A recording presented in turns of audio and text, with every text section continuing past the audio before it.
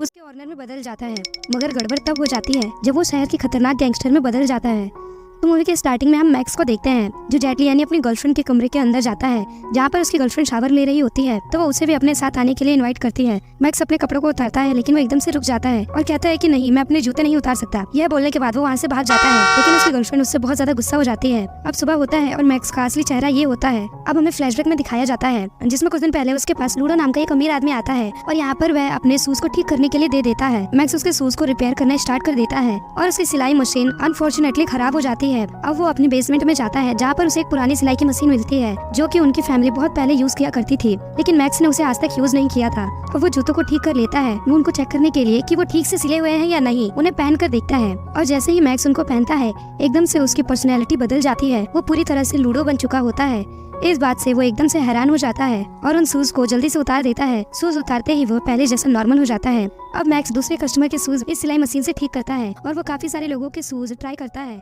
इस बार वो एक ओल्ड मैन में बदल जाता है और नेक्स्ट ट्राई में वो एक ऐसा इंसान बनता है जो पहले ही मर चुका है। ये मशीन जेंडर भी बदल सकती थी, इसलिए मैक्स एक लेडी की शूज को पहनकर एक लेडी बनता है। मैक्स को ये काफी ज्यादा अजीब लगता है और उसके लिए इस बात पर विश्वास करना काफी ज्यादा मुश्किल हो रहा था। इसलिए वो नेक्स्ट डे एक बार्बर की शॉप में जाता है ये चेक करने के लिए कि ये कोई मजाक तो नहीं है। इसलिए वो एक वेरीफाई मैन को ढूंढता है ताकि वो इस बात का वेरीफाई कर सके कि सिलाई मशीन जादुई मशीन है। और वो वेरीफाई करने के लिए इस बार बार्बर की शॉप में हर रोज जाता है। एक बार वो एक चीन के आदमी का शूज को पहन करता है जिसके बाद चाइनीज लोगों की तरह एक्सरसाइज करता है। दरअसल मैक्स जिस आदमी के भी शूज पहनता है उसकी थोड़ी सी एबिलिटी मैक्स के अंदर भी आ जाती थी। इसके बाद वो एक अमीर आदमी के शूज पहनकर एक होटल में जाता है जहाँ पर वो फ्री में खाना खाता है क्योंकि वो आदमी काफी अमीर होता है। जिसके बाद वो टॉयलेट में जाकर दूसरे जूते पहनकर आता है जिससे वेटर बहुत ज्यादा कंफ्यूज हो जाता है और वो उसे घोस्ट समझता है। इसके बाद में वो छोटे बच्चे के शूज पहनता है जिससे वो अपने चाइल्डहुड को फिर से जी पाता है। इसके बाद मैक्स अपने घर की तरफ जाने लगता है लेकिन तभी रास्ते में उसे एक करोड़पति आदमी दिखता है। मैक्स उसके घर तक उसका पीछा करता है और वह उससे रिक्वेस्ट करके उसके शूज ले लेता है। जिसके बाद वो उस आदमी के लग्जरी कार में बैठ अमीर होने का एहसास करता है।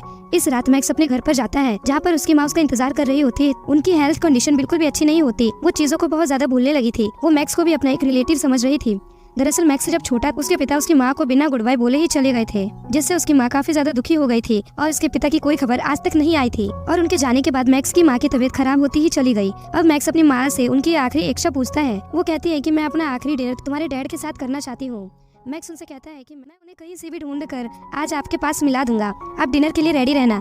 अब मैक्स घर में अपने फादर के पुराने शूज को ढूंढता है जो उसे मिल भी जाते हैं। मैक्स अपनी माँ के लिए 30 साल से कुछ भी नहीं कर पाया था। अब उसे अपॉर्चुनिटी मिली है कि वो अपनी माँ के लिए कुछ कर सके और उन्हें खुश कर सके। और इस समय उसकी माँ काफी अच्छी तरीके से तैयार होती है और लिविंग रूम में जाकर बैठ जाती है।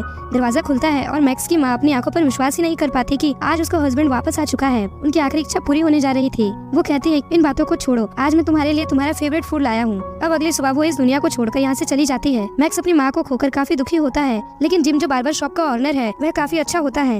वो मैक्स को दुखी न रहने के लिए बोलता है। अब मैक्स की दुकान पर लूडो आता है। वो मैक्स से बहुत ज्यादा डिसैटिस्फाइड था क्योंकि मैक्स ने अपना दुकान कई दिनों से नहीं खोला था, जिस वजह से लूडो अपना शूज टाइम पर नहीं ले पाया था। इसका कारण मैक्स अपनी मॉम की डेथ बताता है, लेकिन उन लोगों को इस बात पर बहुत गुस्सा आता है। वो कहते हैं कि इस बात से मुझे क्या मतलब, और उसे काफी गलत शब्द बोलता है।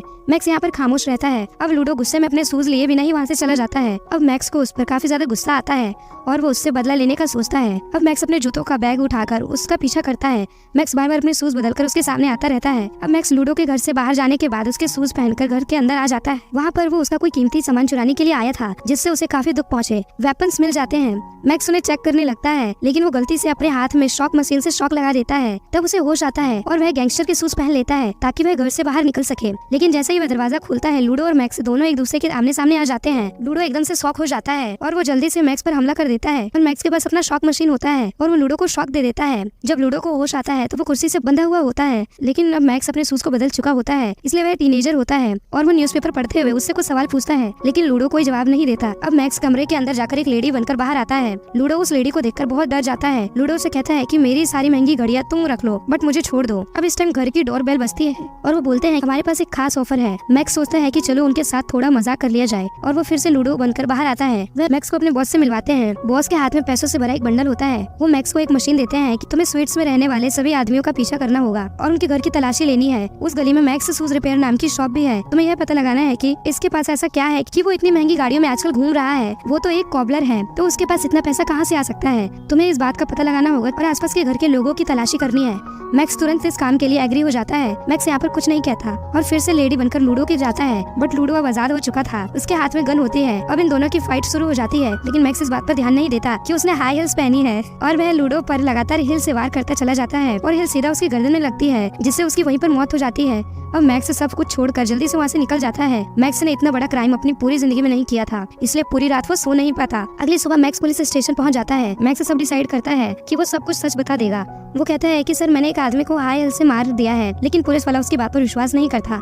मैक्स बोलता है कि अगर मेरी बातों पर विश्वास नहीं है तो आप मेरे साथ चलिए, लेकिन जब वो वहाँ पर जाते हैं तो उन्हें वहाँ पर उसकी बॉडी नहीं मिलती। मैक्स अब सोचते हुए अपनी शॉप में आ जाता है, जहाँ उसे क्राइम का सामान दिखता है, उस लेडी के शूज और पैसों से भरा बैग। अब इस टाइम उसकी समझ में नहीं आ रहा ये क्या हो रहा है, क्योंकि उसने पैसों वाला बैग और वो शूज वहीं पर छोड़ दिए थे। अब मैक्स को काफी ज्यादा टेंशन होने लगी थी और वो डिसाइड करता है कि वो ये सारे पैसों को वापस कर देगा, बट जिम उसे देख लेता है और उसे रोक लेता है, क्योंकि जिम मैक्स को कुछ दिनों से नोटिस कर रहा था कि उसकी हरकतें कुछ अजीब हो रहे हैं। वो काफी अनकॉन्शियस से रहता है, कुछ दिनों से स्टोर भी ढंग से नहीं खोल रहा है। वो मैक्स से कहता है कि तुम सारे दिन गायब रहते हो, अब ये ठीक वैसा ही हो रहा है जैसा कुछ सालों पहले तुम्हारे पिता के साथ हुआ था। यह बात सुनकर मैक्स और भी ज्यादा परेशान हो जाता है, लेकिन मैक्स जिम की बात नहीं सुनता और उसे धक्का देकर वहाँ से भाग जाता है। अब वह लेडी के पास जाता है जिसने उसे पैसे का बंडल दिया था, लेकिन मैक्स लेडी बनकर जाता है। वह गैंगस्टर लेडी कहती है कि अब पैसे वापस नहीं किए जा सकते और पीछे से एक आदमी मैक्स पर हमला कर देता है और मैक्स बेहोश हो जाता है। जब उसकी आंखें खुलती हैं तो वह गाड़ी में लेटा होता है। अब मैक्स उनकी बातें ध्यान से सुनने लगता है। वो कह रहे होते हैं कि हमें इस साल फिर से डील करनी होगी। अब मैक्स अपने शूज को फिर से बदल लेता है और वह इस बार मरे हुए आदमी के शूज पहनता है, जिससे उसका चेहरा काफी खतरनाक हो जाता है। ये देखकर लोग डर जाते हैं, जिससे इनकी कार का एक्सीडेंट हो जाता है। अगले दिन मैक्स रियल एस्टेट एजेंसी के पास जाता है, जहाँ से वह इन्फॉर्मेशन कलेक्ट करता है कि इलीगल प्रॉपर्टीज को खरीदने और बेचने वाले इस काम में सबसे बड़ा क्राइम माइंड कौन है, जो इन सभी गैंगस्टर को कंट्रोल करता है। जहाँ से उसे मिस्टर सोलोमन के बारे में पता चलता है। ये आदमी उन सभी गैंगस्टर का बॉस होता है। अब मैक्स सोलोमन के शूज चुरा लेता है और वो एक मीटिंग रखता है जिसमें यहाँ के सभी गैंगस्टर आते हैं और वह उन्हें कुछ बातें बताता है जो उन्हें काफी अजीब लगती हैं। अब वो गैंगस्टर लेडी फिर से सोलोमन के घर आ जाती है।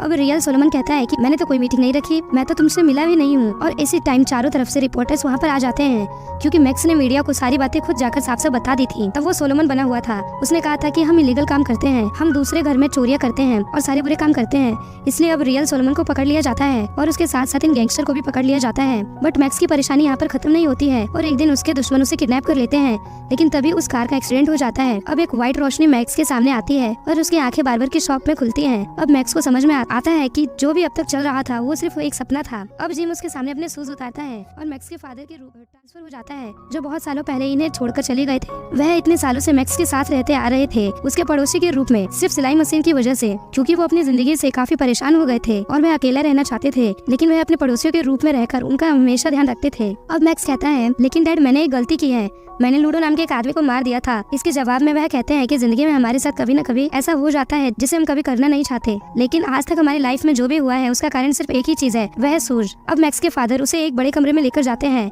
जहाँ पर बहुत सारे लोगों के पुराने शूज रखे होते हैं। अब दोनों गले मिलते हैं और यह मूवी यहीं पर खत्म हो जाती है। Thank you for watching.